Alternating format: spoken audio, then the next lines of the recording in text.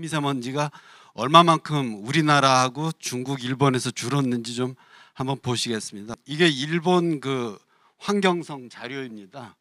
일본에서도 그 우리나라하고 중국의 미세먼지 농도를 면밀하게 보고 있는데요. 중국 보면은 엄청나게 떨어지고 있는 걸 보실 수 있을 겁니다.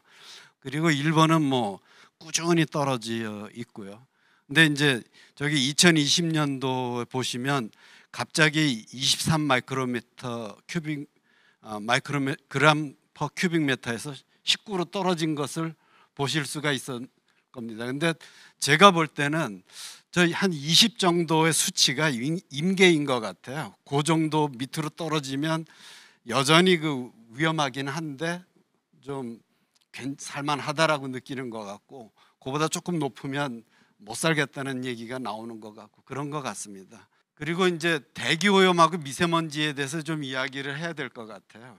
왜 그러냐 하면 그 과거에는 이제 대기 오염 이야기는 들으셨잖아요. 그 뭐 아황산가스가 어떻고 질소산업물이 어떻고, 그러다가 언제부터 갑자기 미세먼지 얘기가 튀어나왔어요. 그래서 저희 연구소에 계신 분들도 이게 서로 다른 걸로 알고 계시죠. 근데 사실 보면 PM2.5로 이제 그 성분 분석을 해보면 황산염, 질산염이 그 거의 60% 정도 차지합니다. 그 말은 뭐냐면 아황산가스나 질소산화물 이런 것들이 대기 중에 올라가서 화학 반응을 일으켜서 저런 걸로 만들어집니다. 근데 왜 옛날에는 아황산가스 이런 거 얘기하다가 지금은 미세먼지를 얘기하냐? 그거는 뭐냐 하면 측정 기술의 차이입니다. 그러니까 가스 측정이 좀 쉬워요. 근데 미세먼지 PM2.5 하면 2.5 마이크로미터보다 더 작은 모든 입자를 재야 되는데 그 입자를 분리하기가 쉽지가 않았습니다. 그래서 처음엔 PM10 이야기를 하다가 최근에 이제 PM2.5를 얘기하고 있고, 현재 이제 그 연구자들은 PM 0.2를 지금 이야기하고 있습니다. 왜 그렇게 되냐면 이 PM10 정도는 이제 먼지, 꽃가루, 곰팡이 이런 것들, 요즘 이제 꽃가루 많이 날리지 않습니까?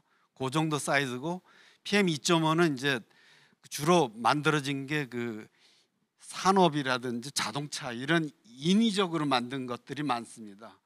그래서 사람들이 그 진화를 굉장히 몇십만 년 동안 해왔지 않습니까? 이런 꽃가루 뭐 이런 거에는 어느 정도 그래도 그 버텨내려고 이 코털도 있고 뭐 여기 기도에 섬유도 있고 뭐 이렇습니다. 근데 차마 이 100년 전, 200년 전부터 만들어내기 시작한 저런 연소하면서 생긴 것들은 아직 진화가 안 됐어요. 요즘은 이제 누구 탓 많이 하지 않습니까? 그거 한번 좀 바라보겠습니다. 당연히 중국이죠. 뭐 그 탓 이야기하면 이게 19년도 2월 달입니다. 이때 보시면 중국의 그 이제 색깔이 진한 것들이 이제 그 미세먼지 농도인데요. 같은 해에 이제 6월 달인데 물론 이제 중국도 좀 낮았지만 이 한국이나 일본이 훨씬 그 줄었습니다. 이게 보시면 중국 영향 크지만 그 영향력은 그 기후에 따라서, 그러니까 우리 왜 이제 추워질 때 보면은 편서풍이 불지 않습니까? 중국에서 넘어오는 바람의 영향, 탓, 그런 것들이 가장 그 큰 영향이 있습니다. 그래서 환경부의 어떤 자료에 보면 이제 평상시에는 한 30-40%, 그 다음에 고농도 미세먼지가 발생했을 때는 70-80%가 중국 탓이다 이렇게 얘기는 하는데, 저는 뭐 아직 그 의견에는 유보적입니다. 왜냐하면 우리나라보다는 이제 일본 자료를 보면 훨씬 더 그 많은 거를 좀 볼 수가 있는데요. 동경 쪽이 높은 가장 큰 이유는 뭐 잘 알다시피 저 지역에는 한 3천만 명이 밀집해서 사는 지역이기 때문에 자동차, 뭐 공장 이런 데가 원인이고요. 이쪽 지역은 국외 대기 오염의 영향을 받고 있습니다. 뭐 중국에서 넘어가는 것도 있고, 당연히 일본 자료들을 보면 여기서 넘어오는 것도 꽤 많다라고 이야기를 하고 있습니다. 그래서 미세먼지는 누구 탓 뭐 이럴 때 사실은 어디에서 바라보느냐 탓이 좀 큽니다. 한 60년대 이후에 그 산업을 보면 전부 그 미세먼지하고의 싸움이에요. 규제하고 보시면은 60년대 전에 한 50년대 런던 스모그가 발생했는데요. 그때 그 3주 동안에 한 약 10,000명 가량이 그 사망을 했다고 합니다. 먼지 때문에. 그 이후에 이제 또 LA에서도 60년대 그 많은 사람들이 기관지 천식으로 고통을 받았고, 저희 요카이치 지방법원 판결이 있는데 그건 뭐냐면 우리나라에서 울산 화학단지를 세울 때 그 나고야 옆에 있는 도시인데 저기 일본 정부도 그 석유화학 콤비네 그 단지를 만들려고 했는데 지방법원에서 그 부결을 시켰어요. 그 바람에 이제 그 환경법이 영국, 미국, 일본에 만들어졌고, 최근에 이제 유로 5 디젤 자동차 규제, 선박 규제 이런 것들이 만들어졌습니다. 그 다음에 이제 전기집진기, 타랑 설비, 탈취 설비는 얼마 전에 왜 요소수 부족으로 이제 그 자동차 못 다닌다고 했지 않습니까? 그게 이제 그 요소수를 활용한 그 촉매 환원법인데요. 그런 기술들이 나왔습니다. 디젤차 규제가 나왔고, 그 다음에 우리나라는 90년대 중반에 이제 환경부가 출범해서 본격적으로 이렇게 규제하기 시작했는데, 저때 당시가 딱 우리나라가 그 국민 1인 소득이 10,000불 정도 되던 때였습니다. 일본의 대기 오염 저감 역사를 보면 7, 80년대엔 점오염원을 잡았습니다. 점오염이라는 거는 발전소라든지 대규모 사업장에서 나오는 오염원이고요. 선오염원은 자동차입니다. 도로를 따라서 나오는 건데 거기에 90년대, 2000년대부터 잡기 시작했고, 현재는 이제 면오염원이라고 그 중소사업장 넓게 퍼져 있고, 그 다음에 그 가정용 난방, 그 다음에 세탁소 이런 것들이 다 면오염원입니다.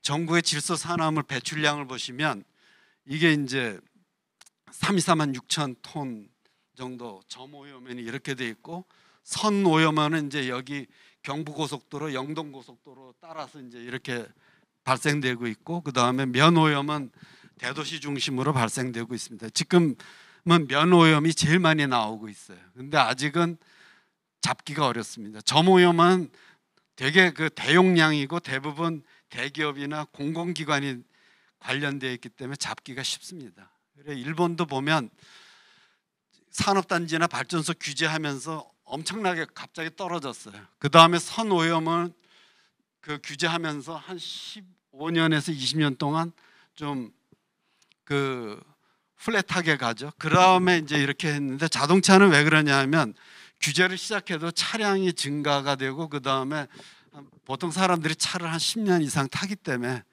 좀 반응이 늦습니다.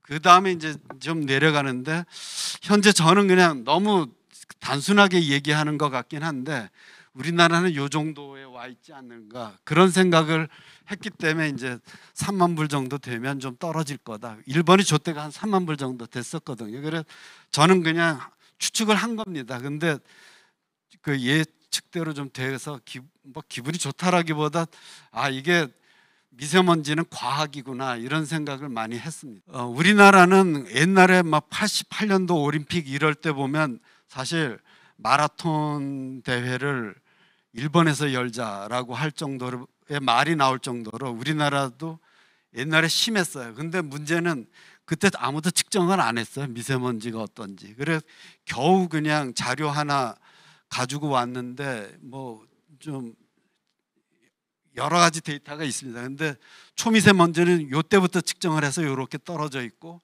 근데 모든 사람들이 측정한 데이터를 다 모아봐도 결국 옛날보다 많이 줄었다라는 게 그 전반적인 의견입니다. 향후 과제는 이제 13 마이크로그램 큐빅 메타까지 이제 줄이겠다고 했는데, 제가 볼 때는 매우 고통스러울 거다. 왜냐하면 남아 있는 게 이제 노후 경유차 건설 기계, 사회적 약자죠. 여기에다가 돈 써서 줄이라고 하기 어렵습니다. 중소규모 사업장 관리가 어렵습니다. VOC 이거 다 면오염이기 때문에 좀 쉽지는 않습니다. 하여튼 이런 식으로 이제 줄어들어갈 거로 보고 있고, 너무 역사 얘기만 했는데 제가 직접 한 것도 잠시 소개해드리겠습니다. 그 2020년도 1월 1일부터 그 건설 기계에는 저감 장치 장착하라 그랬는데 하자마자 그냥 고장이 많아서 뭐 중단됐습니다. 그래 이제 원인 분석을 해보니까 촉매를 이제 활성화시키기 위해서 온도가 낮으니까 버너들이 이제 붙어 있어요. 작은 버너들이. 그게 이제 고장이 많다. 그래서 이제 제가 하고 있는 일이 요거 혹시 여기다 눌러주시면 동영상이 되는데 될 수 있을까요? 예. 이렇게 플라즈마를 발생시키는 장치에 버너를 썼습니다. 그 다음 건 한번 눌러주셔서 여기 좀 켜보시면 이렇게 아크가 이게 초당 8,000장이 나오는 찍히는 사진인데 이렇게 이제 불을 플라즈마를 활용해서 확실하게 키우는 연구를 했습니다. 그리고 이제 기술은 군부대 국방부 협조를 얻어서 190대의 차량에 이렇게 장착해서 한 3년 동안 실증을 했고요. 그 다음에 여기 좀 한번 눌러주시겠어요? 이게 기존의 기술입니다. 여기 좀 한번 눌러주세요. 여기 먼지가 뿌옇게 나오고 있죠. 그리고 여기도 한번 같은 차량인데요. 저희가 개발한 플라즈마 버너 장착한 건설기계에서는 배견이 거의 발생하지 않는. 앞으로 에너지가 어떻게 될 건가에 대해서 이제 끝으로 말씀을 드리고 이제 맺으려고 하는데요. 미국 보면은 우리나라도 이 비슷한 자료를 만들고는 있는데 미국 자료가 굉장히 잘 나와 있어서 가지고 왔습니다. 이게 미국의 로렌스 리버머 내셔널 랩에서 만든 건데요. 여기 보시면 원료로 석유, 석탄, 천연가스 얼마만큼 태우는지가 나와 있고 그것 중에서 이제 교통, 산업, 그 다음에 이제 상업용, 그 다음에 집에서 쓰는 거, 그 다음에 전기로 얼마나 쓰는 거 이게 그림으로 다 나와 있어요. 근데 여기서 우리가 봐야 될 가장 핵심적인 거는 한 30 정도 되는 에너지를 쓰기 위해서 70이라는 에너지를 버리고 있습니다. 그러니까 우리가 자꾸 새로운 에너지를 찾으려고 이렇게 막 더 하는 것도 중요하지만 저렇게 버려지는 에너지가 많다는 거, 우리가 작게 실천할 수 있는 거라고 그러면 그저 연비가 한 7km, 6km 가는 자동차 타는 것보단 요즘 연비가 한 20km 넘어가는 차들 많거든요. 그런 차도 좀 바꿔 타시고 효율도 좀 더 높은 어떤 에너지 효율 등급 높은 가전제품 쓰신다든지 그런 것들이 무엇보다도 중요하다. 그런 말씀을 드리면서 제 마지막으로 이야기를 마치고자 합니다. 이상입니다.